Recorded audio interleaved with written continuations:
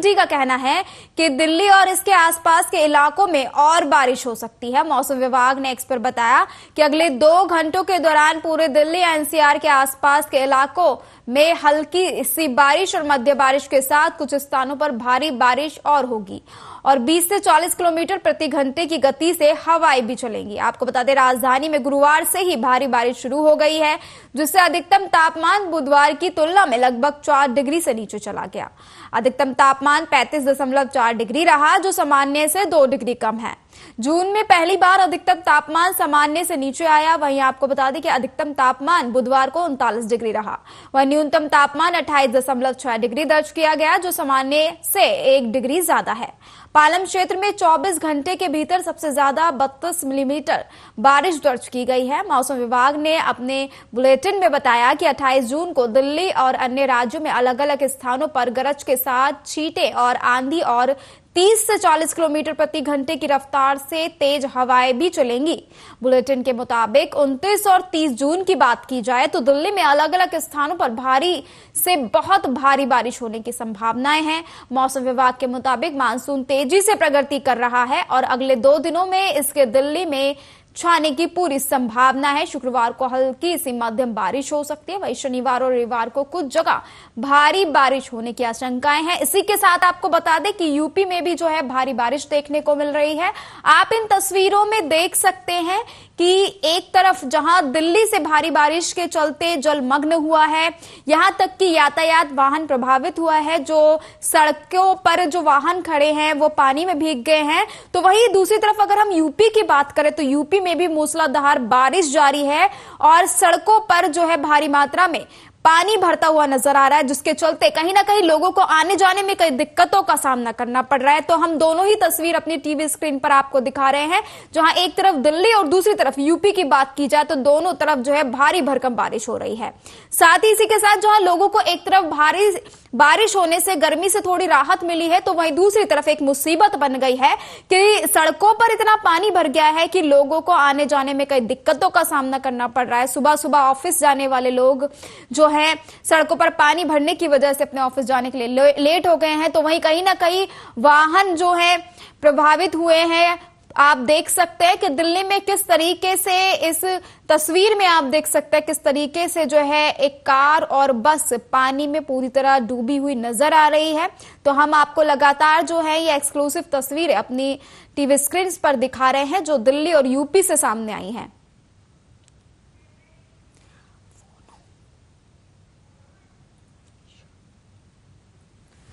तो आपको बता दें कि गर्मी से राहत के साथ ही तापमान में गिरावट तो आई है, लेकिन जिस तरीके से लगातार जो है बारिश हो रही है उससे कहीं ना कहीं लोगों को ऑफिस आने जाने में और अन्य तमाम अपने रोजमर्रा के कामों को करने में कई दिक्कतों का सामना करना पड़ रहा है। क्योंकि जो दिल्ली की तमाम सड़कें हैं, नोएडा की तमाम सड़कें हैं, वहां पर जो है भारी मात्रा में सड़कों पर पानी भर गया है, गली मोहल्लों में पानी भर गया है, जिसके चलते जो है यातायात प्रभावित हुआ है। आप इन तस्वीर में देख सकते हैं कि दिल्ली में किस तरीके से ये महिला जो है बीच सड़क पर पानी भरा है और पानी के बीच चलती हुई नजर आ रही है। और आप साफ तौर पर देख सकते हैं कि पानी इतना भरा है कि घुटनों तक पानी आ रहा है।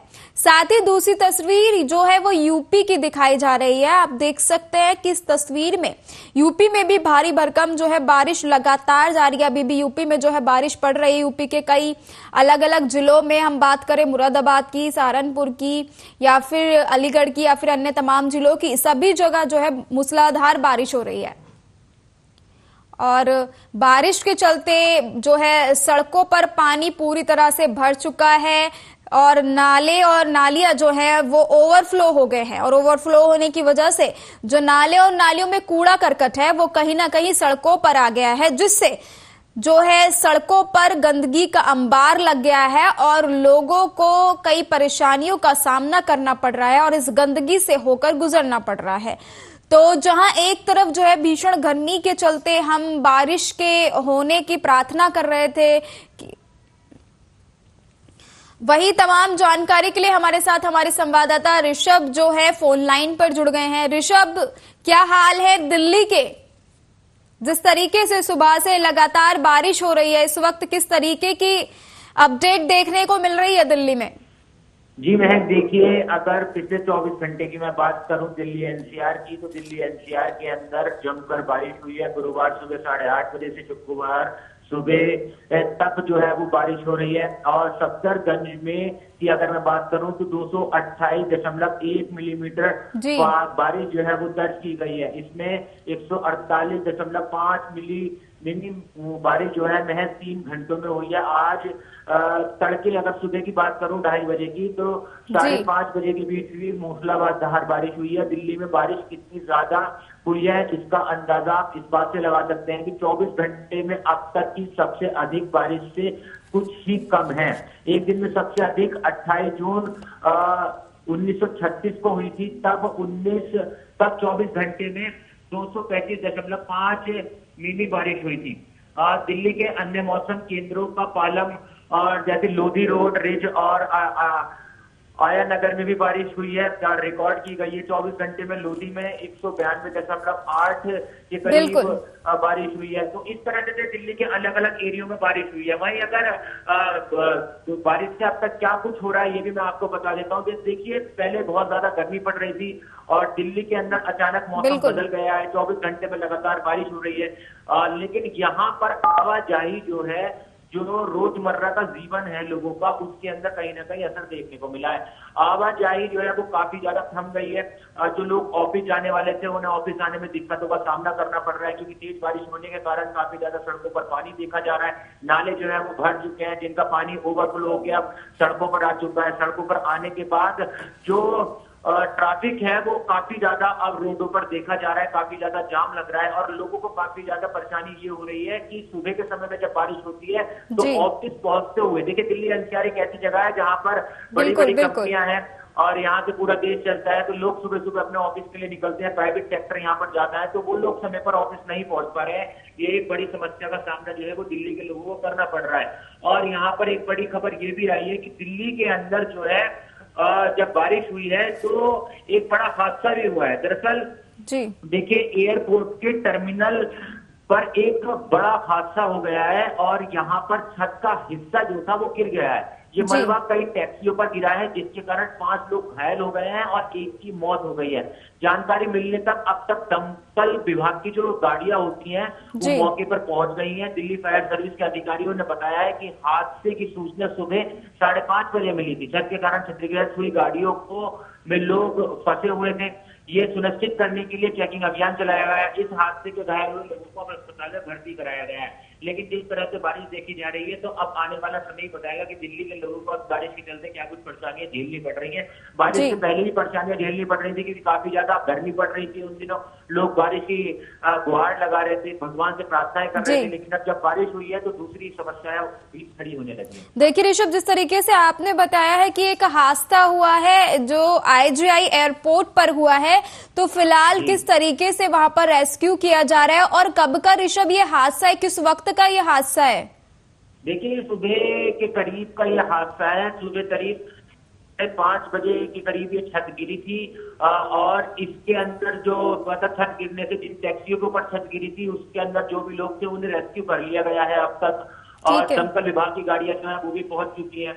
और लोगों को तकरीबन 5 लोग इसके अंदर घायल हुए हैं और एक व्यक्ति की जो है वो मौत भी हो गई है। लेकिन जो 5 लोग घायल थे उन्हें अस्पताल के अंदर भर्ती कराया गया है और सबको रेस्क्यू कर लिया गया है, यानी गाड़ियों से अब बाहर निकाल लिया गया है।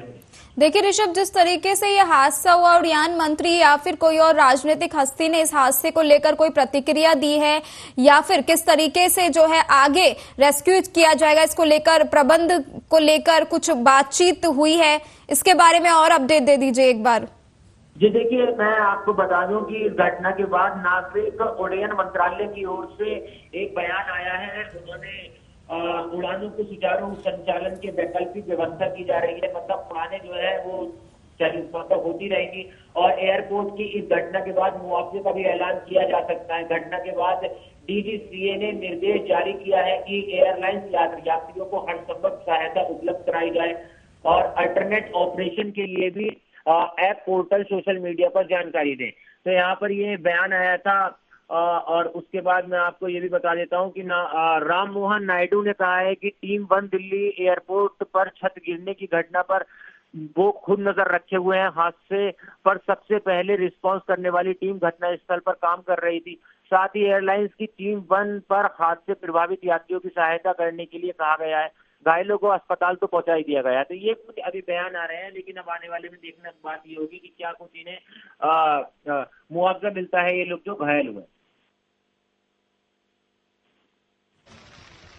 ऋषभ, जिस तरीके से बारिश पड़ रही है, आईएमडी ने जो है चेतावनी जारी की है कि 29 और 30 को और भी जो है तेज बारिश होने की आशंकाएं जताई जा रही है। तो फिलहाल जिस तरीके से अभी परिस्थितियां, आगे फिर किस तरीके से जो है पूरा मामला? देखिए, बिल्कुल हफ्ते भर के करीब का ये मानसून जो है ये बताया गया है, और हफ्ते भर का अनुमान लगाया जा रहा है कि हफ्ते भर ये मानसून इसी तरीके से रहने वाला है और इसी तरीके से बारिश जो है वो पड़ने वाली है। तो लोगों को भी सख्त हिदायत दी है, क्योंकि देखिए बारिश जहां एक तरफ लोगों के लिए मौसम में परिवर्तन लेकर आई है, तो वहीं कहीं ना कहीं यही देखा जा रहा है दिल्ली के अंदर की ट्रैफिक व्यवस्था के अंदर इससे काफी ज्यादा खलल पड़ रही है। ठीक है ऋषभ, तमाम जानकारी साझा करने के लिए बहुत बहुत धन्यवाद।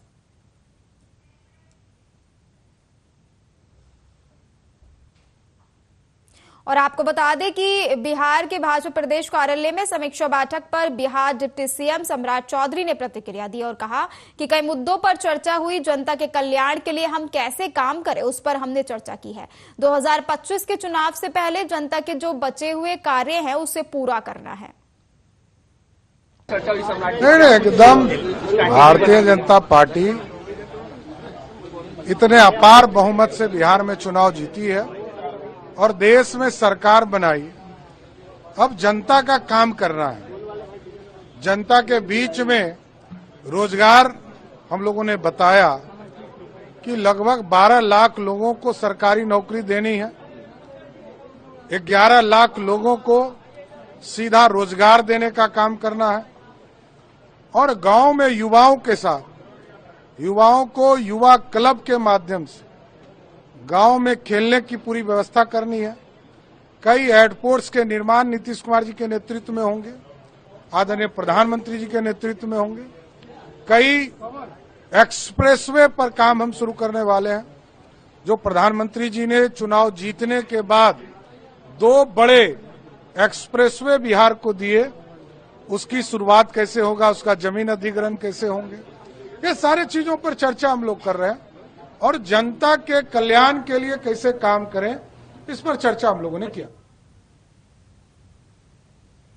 और एआईसीसी मुख्यालय में जम्मू कश्मीर कांग्रेस की बैठक संपन्न होने पर भारत सोलंकी जम्मू कश्मीर एआईसीसी प्रभारी ने प्रतिक्रिया दी और कहा कि बैठक में सभी नेताओं ने आने वाले जम्मू कश्मीर विधानसभा के चुनाव के लिए अपनी बातें खुलकर हाईकमान के पास रखी। सभी का ये विश्वास है कि हम सब मिलकर इस बार जम्मू कश्मीर में कांग्रेस और इंडिया गठबंधन को जिताएंगे। और बाकी के लीडरों की मीटिंग हमारे हाईकमांड राहुल जी, खरगे साहब, वेणुगोपाल जी के साथ हुई। आने वाले जम्मू कश्मीर के असेंबली के चुनाव के लिए सभी लीडरों ने खुल के हाईकमांड के पास अपनी बातें रखी और हाईकमांड ने सबको सुना। और सभी का ये कॉन्फिडेंस है कि हम सब मिलके इस बार जम्मू कश्मीर में कांग्रेस और इंडिया को जिताएंगे, उसमें कोई शक नहीं। और ये काम अभी से हम लोग शुरू कर देंगे, ये बात हुई है। और पूर्णिया से निर्दलीय सांसद पप्पू यादव ने प्रतिक्रिया दी और कहा कि नीतीश कुमार के साथ समस्या ये है कि वे अपनी विचारधारा के साथ समझौता नहीं कर पाते। हमें लग रहा है कि नीतीश कुमार के अपनों के द्वारा उनके साथ कोई साजिश ना हो जाए। नीतीश कुमार के कुछ लोग भाजपा के साथ ज्यादा हैं। देखिए, नीतीश कुमार जी इधर उधर नहीं करते। नीतीश कुमार जी के साथ प्रॉब्लम क्या है कि वो अपनी आइडेंटिटी और अपनी आइडियोलॉजी से समझौता नहीं कर पाते। तो सबका अपना स्वभाव है। राजद के साथ थे तब भी उनके साथ प्रॉब्लम हुआ, कई प्रॉब्लम हुआ। वो खुद कह रहे हैं कि मेरे साथ दिक्कतें हुई। और नीतीश कुमार के साथ जो लोग हैं ना, खासतौर पर ब्यूरोक्रेट, वो अब नीतीश कुमार जी के सर्व, जैसे पांड्या ने नवीन पटनायक के साथ हुआ ना, हमें लगता है कि नीतीश जी के साथ ये लोग वैसे ही नहीं करते। नीतीश जी अच्छे लीडर हैं, मैं बुरा नहीं मानता, कतई नहीं। और मैं तो चाहूंगा, बीजेपी अच्छी बात कर रहे हैं, अकेले चुनाव लड़ने की बात कर रहे हैं, तो उसमें क्या दिक्कत है? उनको लड़ना चाहिए। केंद्र की सरकार की है ना, केंद्र की सरकार आज नीतीश कुमार जी हम लोग के साथ होते हैं तो आज 35-36 सीट हम लोग जीतते हैं। आप इसको जान लीजिए, 30 सीट से नीचे की कोई गुंजाइश नहीं थी। वैसे भी हम लोग 20-22 सीट जीतते जब सही कोऑर्डिनेशन हुआ होता गठबंधन के साथ। तो नीतीश कुमार जी के बारे में गलत धारणा है। बीजेपी किसको खत्म नहीं की? जगन रेड्डी को खत्म नहीं किया, बीजू जनता दल को खत्म नहीं किया, शिवसेना को खत्म नहीं किया। पुराने एक भी एलाइज बीजेपी के साथ है। और कितने बार धोखा दिया, कितनी बार गालियां दी नीतीश कुमार जी को, क्या नहीं कहा, टॉप टू बॉटम क्या नहीं बोला नीतीश कुमार जी को। तो ये तो है, भीतर में ये चल रहा है बीजेपी के भीतर कि नीतीश कुमार जी अगले मुख्यमंत्री। अब हमें तो लग रहा है कि नीतीश कुमार के साथ कोई साजिश न हो जाए बीच में, हमें ऐसा भी लग रहा है। और नीतीश कुमार के अपनों के द्वारा न साजिश हो जाए।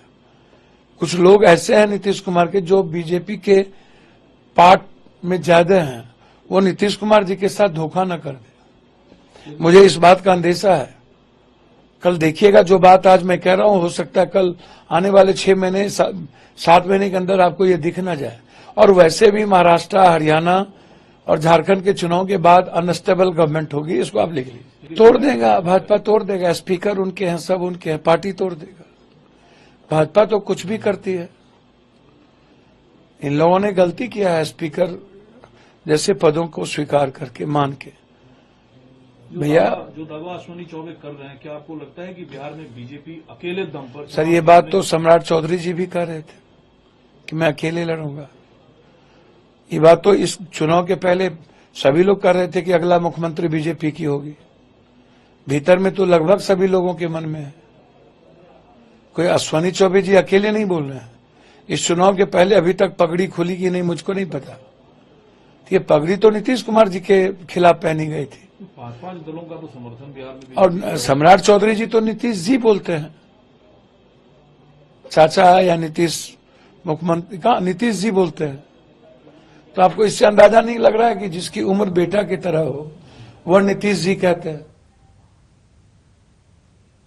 और दिल्ली के इंदिरा गांधी इंटरनेशनल एयरपोर्ट के टर्मिनल 1 पर आज सुबह बड़ी घटना हो गई। अचानक छत का ऊपरी हिस्सा गिर गया, जिसके चलते वहां गाड़ियां चपेट में आ गई। मौके पर पुलिस के अलावा फायर ब्रिगेड की टीम भी वहां पहुंची। इस हादसे में अब तक 5 लोग घायल बताए जा रहे हैं, तो वहीं एक व्यक्ति ने अस्पताल में दम तोड़ दिया।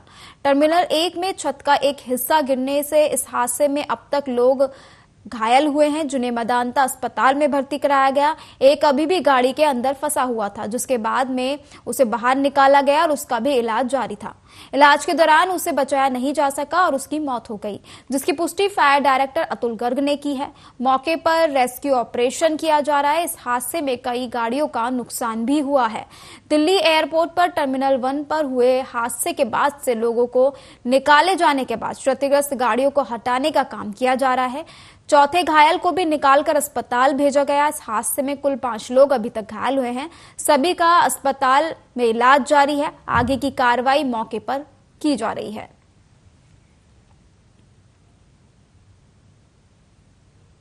झारखंड सीएम चंपई सोरेन ने प्रतिक्रिया दी। तकनीकी शिक्षा प्राप्त करने वाले हजारों छात्रों को हर साल नियुक्ति मिलती है। हमने आज भी नियुक्ति पत्र बांटे ताकि यहाँ के छात्र को रोजगार मिल सके। सरकार का अपना कामकाज और जो हमारा कल्याण विभाग की ओर से प्रजा फाउंडेशन की ओर से जो छात्र छात्रा को तकनीकी शिक्षा प्राप्त करके उसका नियुक्ति हर साल होते रहता है हजारों की संख्या में। आज भी हम लोग किया ताकि यहाँ का विद्यार्थी को तकनीकी शिक्षा देके ताकि वो रोजगार से जुड़े, ये सरकार की प्राथमिकता है। और शहनाज पूनीवाला ने कहा कि सैम पित्रोदा और राहुल गांधी के बीच गुरु चेले का संबंध है। राहुल गांधी जब भी विदेश दौरे पर जाते हैं तो सारे विदेशी दौरों को पूरी तरह प्लान करने का काम सैम पित्रोदा करते हैं। इसलिए फिर से सैम पित्रोदा को ओवरसीज कांग्रेस के अध्यक्ष पद पर रीअपॉइंटमेंट मिल गया है। और मुझे लगता है कि वर्तमान काल में भारतीय राजनीति के जो गुरु चेले की जोड़ी है, इसमें एक बात स्पष्ट हो चुकी है कि चेले ने अपने गुरु को बिल्कुल जानकर, सोच समझकर और छान कर रखा है। इसीलिए कल आपने देखा होगा कि ऑल इंडिया कांग्रेस कमेटी में एक आदेश पारित हुआ कि तुरंत प्रभाव से with immediate effect Shri Sam Pitroda को chairman of Indian Overseas Congress reappoint किया जाए।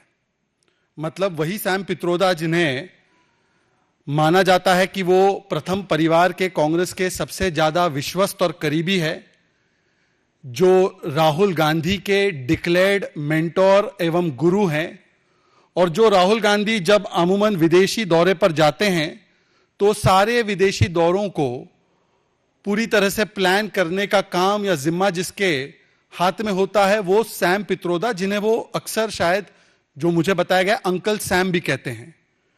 तो कल अंकल सैम को जानकर, सोच समझकर, पूरा छान कर फिर से रीअपॉइंट कर दिया गया। और मैं तो कहूंगा कि केवल ये एआईसीसी का अपॉइंटमेंट लेटर नहीं है। आपको लगेगा ये अपॉइंटमेंट लेटर है, एक्चुअली ये एक एंडोर्समेंट लेटर है। ये अंकल सैम और सैम पित्रोदा के द्वारा की गई हर बात का एंडोर्समेंट है।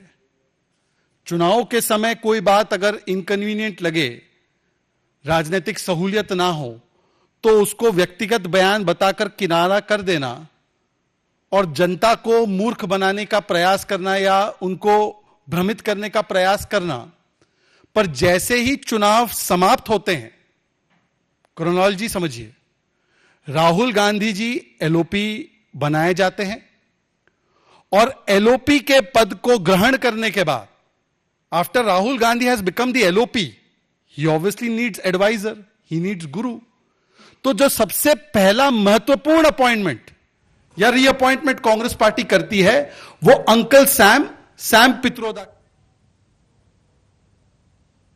और मेरे साथ इस बुलेटिन में इतना ही। तमाम बड़ी खबरों के लिए आप देखते रहिए आर्या न्यूज। नमस्कार।